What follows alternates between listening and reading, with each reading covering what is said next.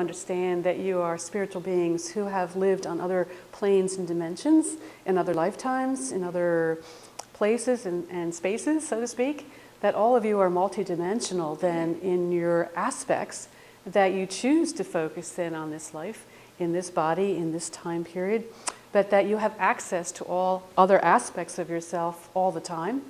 And so we want to mention that also because this is another way in which you can then tune into the joy, is to also tune into your other lifetimes when perhaps you were joyful or that you experienced joy.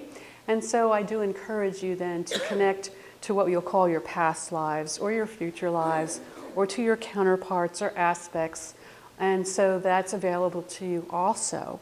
It's a sort of a rich brew that you are really consisting of, then that all of you can engage in and drink from. And so we encourage you to understand that you are multidimensional, that you have a resource then of information and feeling and support then from yourself and yourselves, if you will. Not only then do you have support from yourself and yourselves, but ultimately you have support from your guides and your guardian angel and from your soul family. So if you did not know this, I will tell that now to you, that you have a family, not only a biological one, but a spiritual one, that you all source from a spiritual family, from the realms that you come from, in which you all support each other and often incarnate with each other, so that you may have discovered in your spiritual journey that you have met members of your soul family in this lifetime or in other lifetimes, and that they are here to be of service to you, to be in relationship to you, to be of support to you.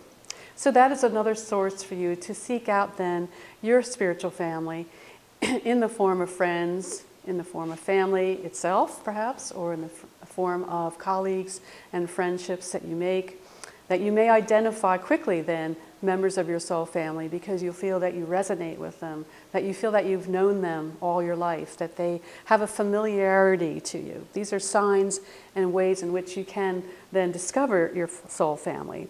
And we say this now because many of you have discovered that perhaps you can no longer relate to your family, your biological family, in the way that you used to, or that you can no longer relate to your cohorts or colleagues at work than you had in the past. And that's because you may be shifting and moving towards connecting to the spiritual dimensions more deeply. And so you want to connect more now to your spiritual family more deeply.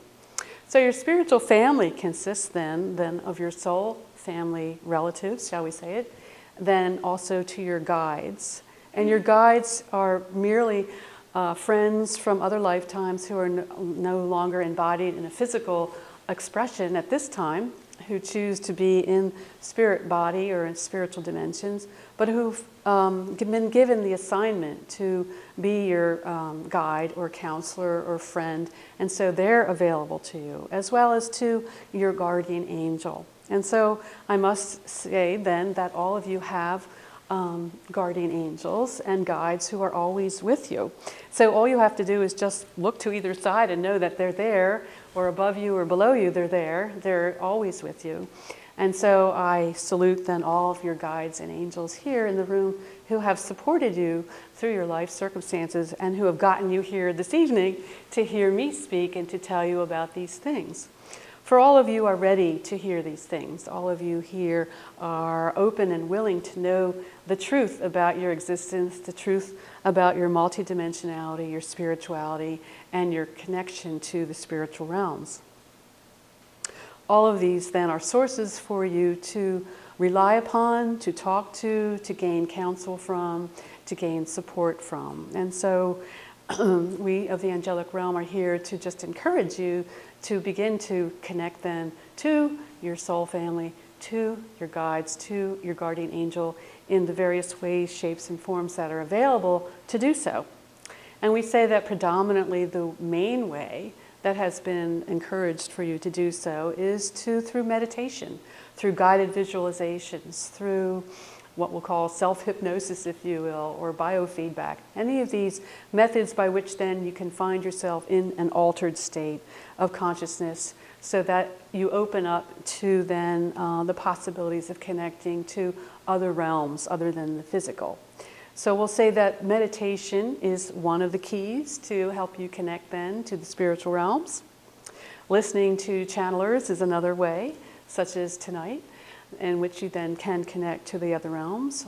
Also, learning to work with your dreams and the dream state, to ask for a dream in which you can connect to your guide or to your guardian angel, to a mentor of the past, whatever it is that you feel that you want to connect to, for support, for emotional support, mental support, even financial support. There are then those beings available for that purpose.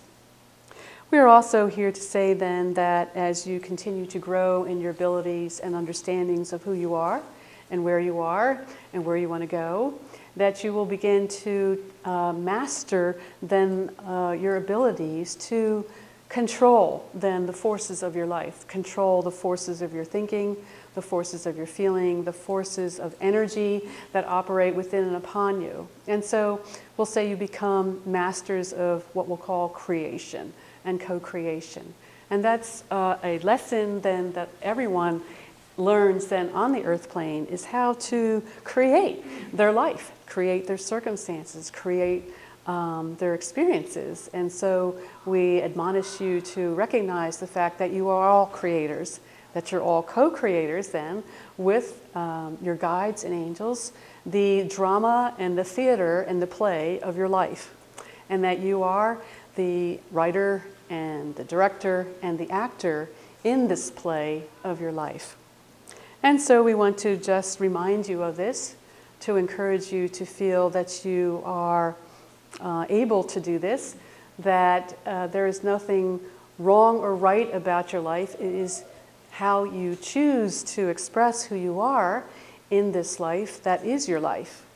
And so we want to encourage you to feel confident and to not be ashamed, for we feel that there still is a lot of shame and guilt and lack of confidence then in yourself as well as all of humanity to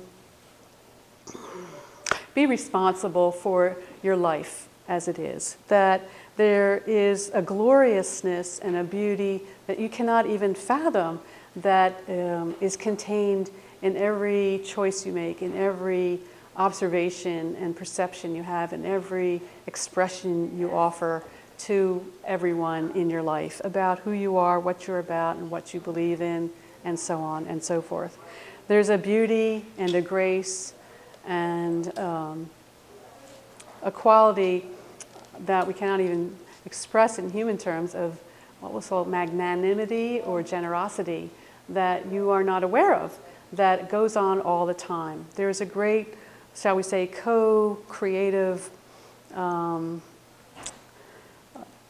offering that goes on between you and everybody else that you're engaged in your life that we can observe from the angelic perspective that is quite beautiful. So we just want to say that we see you then as beautiful beings. We see you as whole. We see you as perfect. We see you in a state of grace, in a state of joy on other levels, that we see all of this within you, and that we want to encourage you to see that now within your own self, with your own eyes.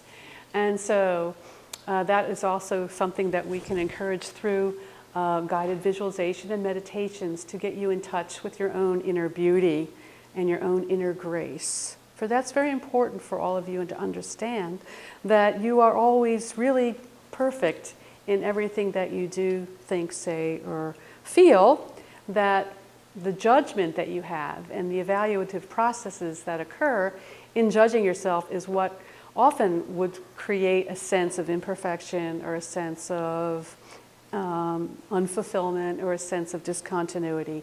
It's the fact that you judge yourself, and perhaps too harshly, that gives you a sense of being out of grace, of being imperfect, of being not who you really are. And I'm going to wait for a moment until the noise disappears.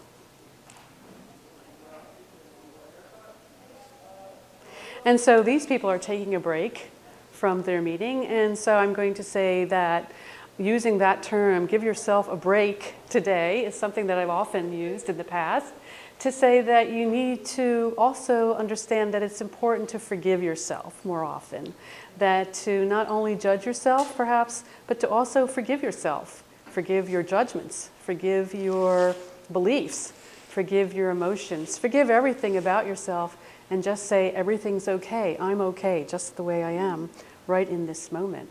And that perhaps is very important also as a step towards coming into your state of grace and into a state of joy, is self-acceptance and self-forgiveness. So those are terms that we've talked about in the past, in other lectures, in other times, and just again to repeat how important it is for you to remember this, that you need to forgive yourself perhaps on a daily basis of just being too harsh on yourself, too critical of yourself, too demanding of yourself. And so we say this is not only because of your own tendencies to be harsh and critical, but of the world's tendencies to be harsh and critical of itself. That this world is really too hard and too hard on itself for our liking, that we are here to try to soften the edges of your world, to try to show you that this can be a forgiving and forgiven world, that this can be a kind world and a gentle world. And so that term kindler and gentler world has been bandied about even by the politicians.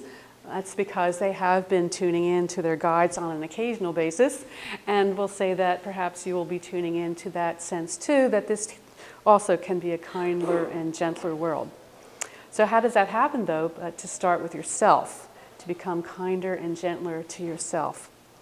It's simply not to say that it's out there that we can make others kinder or gentler, or that they need to learn how to be kinder and gentler. You need to be learning how to be kinder and gentler to yourself. And so that's something else that we talk about as a ways and means in which then you can also come to a state of joy, a state of grace, a state of what we'll call perfection in those terms, in those ways.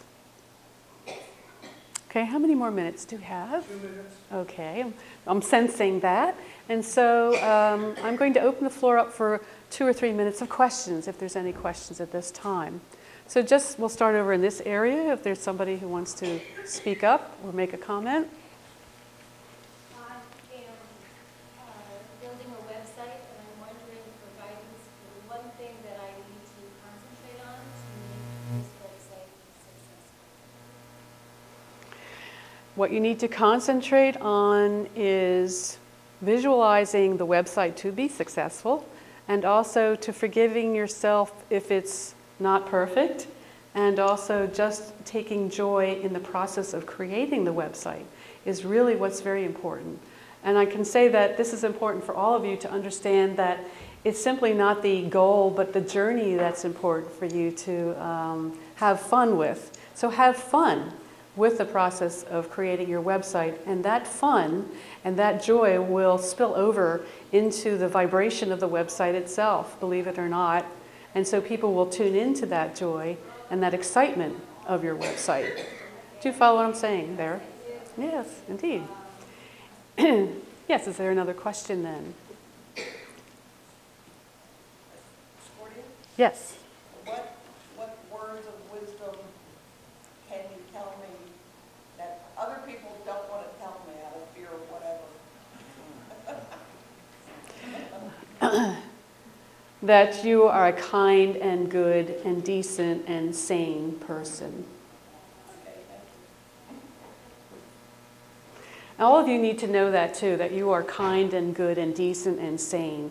And that's very important because you may not get that feedback enough because you don't believe it, one, yourself, and two, then that projects out into the world, and so others reflect that projection back to you. And so I must say then that you have to understand that this is a world of reflection, that part of the lesson that you learn in being a human being is that all of what you see around you is a co-creation and a projection of your own inner beliefs and feelings and desires.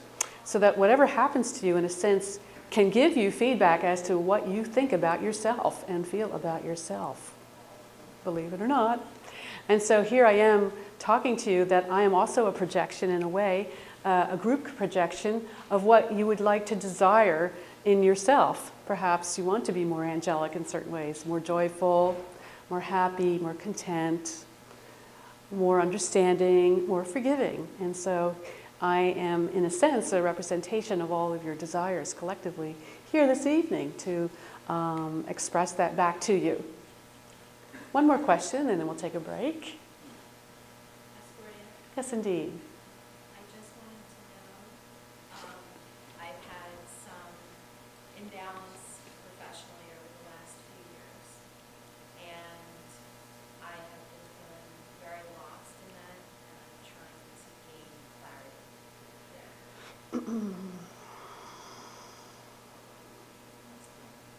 Sometimes things happen because you want them to happen, and sometimes things happen because your guides feel that you need to have an experience, and so this may be a combination of the two that has occurred for you, so that you need to then ask for the meaning and the purpose of your life at this point. Perhaps you needed to take a rest from the career that you were in. Perhaps you needed to assess your path and your choices.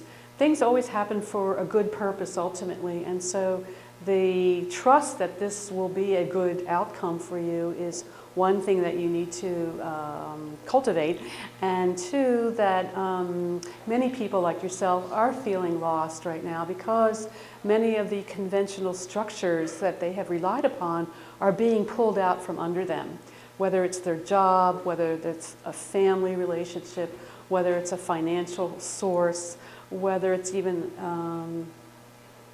a religious source. All of this is, in a sense, being pulled out from under you as a way for you to find your own footing, to find, in fact, what it is that you truly believe in, truly value, truly want to create what I call the meaning and the raison d'etre of your life.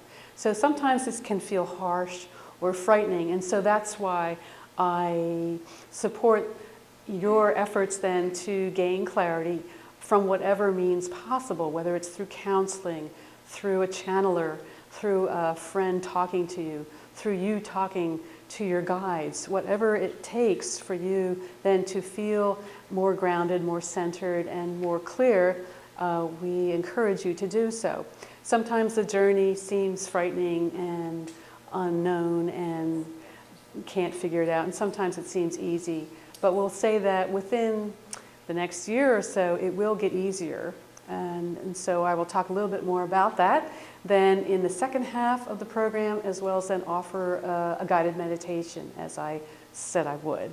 And so with that, we'll take the break that you may need at this time for refreshment, and I will return in a few minutes. Thank you.